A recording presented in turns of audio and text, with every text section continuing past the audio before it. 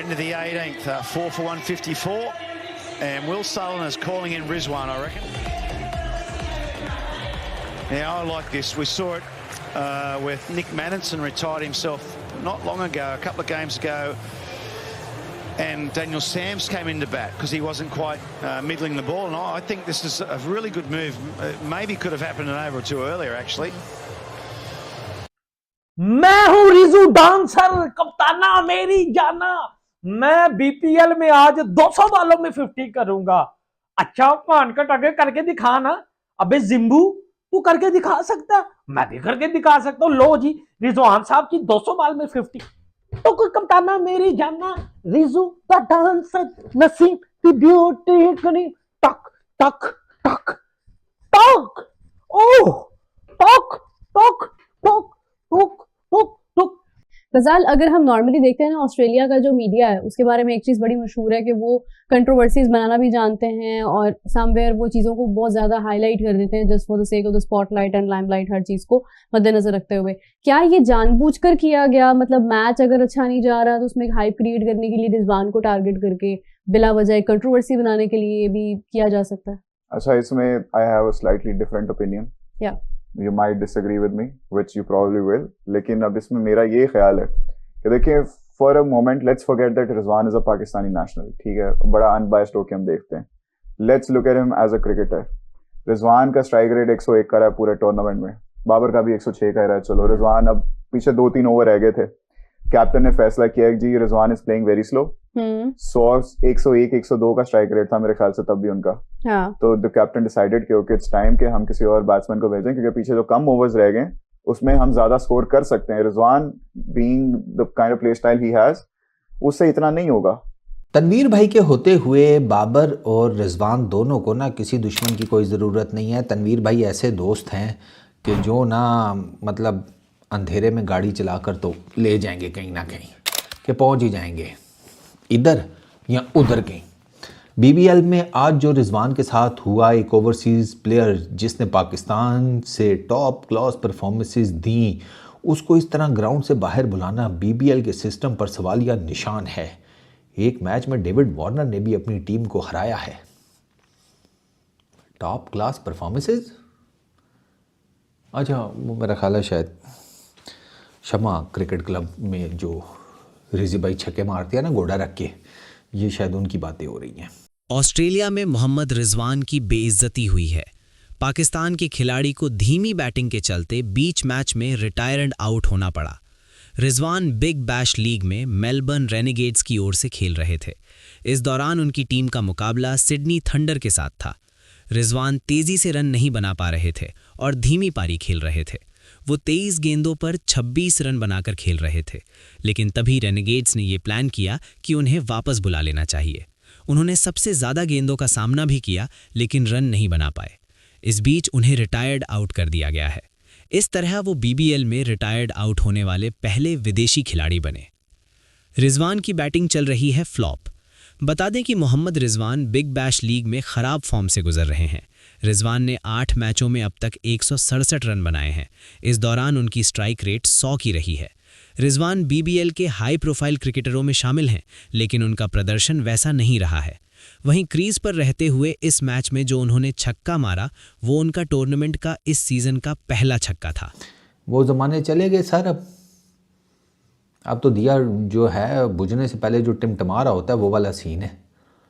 और रिजवान भाई जो बाहर गए हैं, तिलक वर्मा मेरा ख्याल है इसी तरीके से बाहर गया था जब वो 150 के स्ट्राइक रेट पे बैटिंग कर रहा था। ये जो रिटायर्ड हर्ड उसको कर दिया उन्होंने। Faf du Plessis 192 something strike rate पे बैटिंग कर रहा था, रिटायर्ड हर्ट हुआ। एक और है आंदे फ्लेचर था, ये कौन था, वो मेरा ख्याल है सेंचुरी के करीब था, रिटायर्ड हर्ट हो गया। रिजी भाई का टैक्टिकल जो उन्होंने रीज़न दिया कि टैक्टिकल रीजंस की वजह से उन्होंने बाहर बुलाया, वो क्या है? वो ये है कि 17वां 18वां ओवर लगा हुआ है। ठीक है, पहले ना मैं आपको टिम सैफर्ड का वो स्टेटमेंट बताता हूँ। टिम सैफर्ड ने ये कहा, भाईजान टीम कम फर्स्ट, टीम हमेशा पहले आएगी। वो सुदरलैंड जो है वो बॉल को ज़रा लंबा फेरता है, अच्छा जिसे कहते हैं हिटर है, तो हमने सोचा कि ठीक है उसको रिजवान के साथ रिप्लेस कर दिया जाए।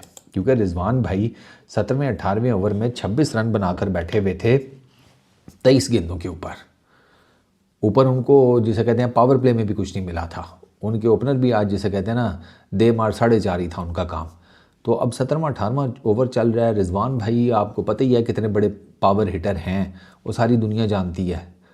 बाबर का तो मसला ही है ना कि बाबर को आप मतलब सर्टन बॉल्स के ऊपर ब्लॉक करते हैं, ठीक है ना। कुछ गेंदें हैं जो आजकल बाबर आजम को तंग कर रही हैं, आप उसको वहाँ पर ब्लॉक करते हैं। और रिजवान भाई का तो चक्कर यह आप उनको ऑफ साइड पर बॉलिंग करा दो तो कहानी ख़त्म हो जाती है उनकी। ये कोई ढकी छुपी बात नहीं है, आप जाकर चेक कर सकते हैं। अच्छा, सिर्फ रन्स मैटर नहीं करता ना, फिर अब वो बात वही है कि जब आप सब स्ट्राइक रेट की बात करते हैं फिर सब के लिए रखें। फिर एक सिर्फ फ़र्द वाहिद के ऊपर तो ना उसका वो डाला करें, बट खैर चले उसको छोड़ें। तो रिजवान भाई को ये टेक्निकल रीजंस की वजह से बाहर बुलाया गया कि वो नहीं हिट आउट कर सकते। सारी दुनिया को पता है कि रिजवान भाई पावर हिटिंग नहीं कर सकते। वो PSL की फट्टा विकेटों के ऊपर रिस्क फ्री क्रिकेट खेलते हैं, बहुत ज़्यादा अग्रेसिव क्रिकेट वो नहीं खेलते। ये किससे ढकी छुपी बात है। तो ऑस्ट्रेलिया की विकेटों के ऊपर वो रिस्क फ्री क्रिकेट नहीं खेलेंगे। वो जो पैडल करते हैं लेग साइड पे, नज करते हैं लेग साइड पे, पुल मार देते हैं, ठीक है, डैप कर देते हैं लेग साइड के ऊपर, वो ऑस्ट्रेलिया में कितने ही रन ये चीज़ें उनको निकाल कर देंगी। कुत्ते की तरह भौंकते थे बैठकर, मुझे कहते थे ये तो इंडिया के प्लेयर्स की तारीफें करता है, ये तो गद्दार है, ये तो व्यूज के लिए करता है। अब आओ अब आओ ना बाहर, अब आओ और मुझे बताओ कि मैं इंडिया के प्लेयर्स की तारीफें करता हूं क्योंकि वो लोग डिजर्व करते हैं, मैं इसलिए इंडिया के प्लेयर्स की तारीफें करता हूं। ये जो आपके प्लेयर्स हैं, ये जो टूइयां आपकी इकट्ठी की हुई हैं, ये जो BBL में कल मोहम्मद रिजवान को रिटायर्ड करवा दिया गया, ये जो घटिया क्रिकेट खेल रहा था ये रिजू डांसर, पाकिस्तान के ग्लोबल स्टार्स है जी। ये एक वो कप्ताना मेरी जाना, वो बॉब्जी दी किंग कौन करेगा जी, किंग कर लेगा। खुदा की कसम आज जितना किस बंदे ने नहीं किया, ये सिर्फ वॉशरूम में परफॉर्म करता है, सिर्फ ये अच्छी तरह से टट्टी करता है, इसके अलावा उस बंदे ने जिंदगी में कुछ नहीं किया। अच्छे तरीके से वो बंदा सिर्फ टट्टी करता है, उसके अलावा उसने जिंदगी में कभी कुछ नहीं किया। और एक साइड पे ये दूसरा, ये रिजवान एक्टर मौलवी, इसने जिंदगी में सिर्फ एक ही चीज की है, वो है एक्टिंग। इसको जो कल BBL में जो किया गया इसके साथ, खुदा की कसम पाकिस्तान की इज्जत मिट्टी में मिला दिया के टक्कू ने, इन पाकिस्तान की इज्जत को मिट्टी में मिला दिया है। और मुझे कहते हैं लोग आके बकवास करते हैं, देखो जी ये तो इंडिया के प्लेयर्स की तारीफें करता है, देखो जी ये तो व्यूज के लिए काम करता है। भाई वो क्रिकेटर्स ही ऐसे हैं कि उनकी तारीफ करनी बनती है। और पान का टके मैंने तो टक टक लगा के जलील हो गए, चल निकल बाहर निकल, निकल बाहर टके।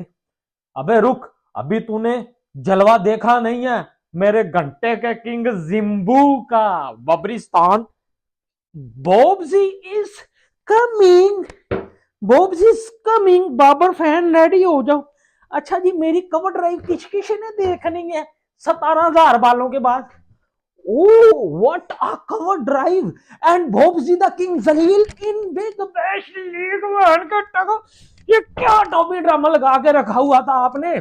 शुएब अख्तर भी आपके सामने हाथ जोड़ गया, शुएब अख्तर भी आपके सामने हाथ जोड़ गया। जिस घटिया लेवल की आपने क्रिकेट खेली है ना, ये 2 हाथ हैं आपके सामने पानी के टको, ये 2 हाथ हैं। शुएब अख्तर साहब कहते हैं इस तरह की गंदी क्रिकेट भाई कभी दुनिया में हमने नहीं देखी। जिस लेवल के ऊपर पाजी आपने क्रिकेट खेली है ना, ओ मैं बयान नहीं कर सकता टगो, इतनी जिल्लत। ओ भाई शुएब अख्तर ने एक ही कल रात को बात बोली है कि इस रिजू डांसर को, एक्टर को और जिम्बू को वर्ल्ड कप के स्क्वाड से बाहर करना। और मोहम्मद आमर ने पता क्या बोला है, मोहम्मद आमर साहब ने बोला है हम तो कहते थे कि ये जो है वो घंटा, ये तो विराट कोहली की तरह बैटिंग करता है, ये बाबर साहब विराट कोहली की तरह जो है वो बैटिंग करते हैं, तो लिहाजा ये अपने आप को किंग कहता है। बच्चियां नु 2 रुपए दे के कहता है और मैंने विराट कोहली का वो। लेट्स फॉरगेट के वो पाकिस्तानी है और एज अ क्रिकेट टीम का कैप्टन आपने फैसला किया जी, मैं क्योंकि मेरे लिए तो टॉप प्रायोरिटी ये है ना कि मैंने अपनी टीम को जिताना है, तो अब उसमें से आपको जो टीम के लिए बेहतर लगेगा वो करोगे। और अगर Rizwan being part of the team, अगर उसको भी पता है कि हाँ ठीक है मेरे से नहीं हो पा रहा या मैं इतना स्कोर नहीं कर सकता, जो अगला आएगा may be he is a hard hitter, वो मेरे से ज्यादा बाउंड्रीज लगा दे। तो उसमें इट्स नॉट लाइक किसी को पर्सनली टारगेट किया गया कि अच्छा ये ऑस्ट्रेलियन नहीं है, ये पाकिस्तानी नेशनल है, इसको हम करते हैं, इससे हमें व्यूज भी आ जाएंगे, ये वो ये। I think it's nothing personal, we should not take it personally at all. जिस तरह से अगर आपका बॉलर को उठा रहा होता है तो आप उसको फिर स्पेल उसका कंटिन्यू नहीं कराते, आप बॉलर भी तो चेंज कर लेते हो ना। मोहम्मद रिजवान टी20 वर्ल्ड कप टीम में बनाना चाहते हैं जगह। बता दें कि मोहम्मद रिजवान के लिए बिग बैश लीग एक ऐसा मौका है जिससे वो पाकिस्तान की टी20 वर्ल्ड कप टीम में जगह बना सकते हैं, लेकिन हाल की फॉर्म उनके लिए ज्यादा अच्छी नहीं रही है। वहीं पाकिस्तानी सेलेक्टर्स का ध्यान भी वो अपनी तरफ नहीं खींच पाए हैं। पाकिस्तान क्रिकेट बोर्ड भी यही चाहता है कि या तो मोहम्मद रिजवान या फिर बाबर आजम, इन दोनों में से किसी एक की ही चुनाव टी20 टीम में हो। बाबर भी फ्लॉप रहे हैं। अब तक सिडनी सिक्सर्स के लिए उन्होंने 8 मैचों में 154 रन बनाए हैं। इस दौरान उन्होंने 250 लगाई है।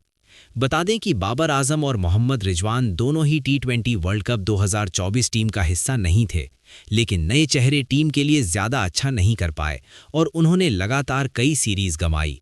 एशिया कप 2025 में टीम को 3 हार मिली। इसके बाद पीसीबी ने बाबर आजम को वापस टीम में बुलाया। ऐसे में अब देखना होगा कि बाबर और रिजवान में से टीम में किसकी एंट्री होती है।